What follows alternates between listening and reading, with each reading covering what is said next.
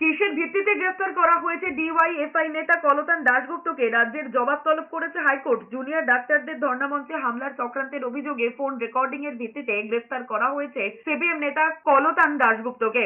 এই ঘটনায় রাজ্যকে হাইকোর্টের বিচারপতি রাজস্বী ভরদ্বাজ প্রশ্ন করেছেন, কেউ যদি তাকে ফোন করেন এবং তিনি ফোন ধরেন, তাহলে যিনি ফোন করেছেন তিনি তার যা ইচ্ছে বলতে পারেন, তার উপর তো কোনো নিয়ন্ত্রণ থাকতে পারে না। তাহলে তো এখন অপরিচিত নাম্বার থেকে ফোন এলে ধরা যাবে না।